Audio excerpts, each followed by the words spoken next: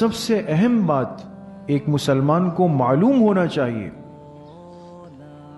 کہ وہ خوش نصیب صحابہ جنہیں حضور علیہ الصلوۃ والسلام نے وحی کے لکھوانے کے لیے منتخب کیا، وحی جو آسمان سے جبرائیل علیہ السلام لے کر آئے. آپ خود بتائیں کہ وحی کی ذمہ داری انسان کسی غیر ذمہ دار کو دے سکتا ہے جس پر اطمینان نہ ہو؟ 13 صحابہ ہے، 13 صحابہ، یاد رکھیں تعداد. 13 صحابہ ہے جنہوں نے وحی لکھنے کی خدمت کی ہے، 13.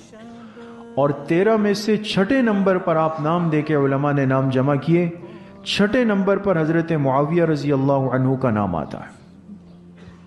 ایک بات.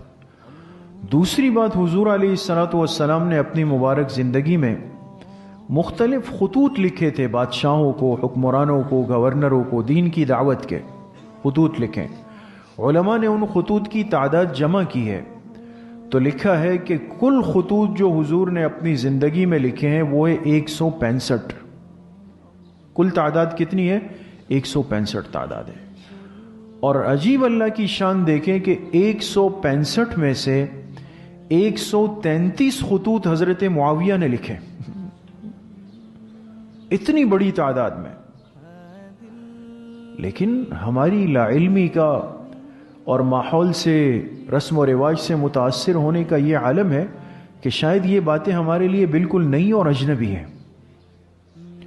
جو صحابی کاتب وحی ہے، جن کے ہاتھ سے اللہ کا کلام لکھوایا گیا، جن پر اتنا اعتماد کیا گیا، ان میں ایک نام حضرت معاویہ ابن ابی سفیان رضی اللہ تعالی عنہ کا ہے.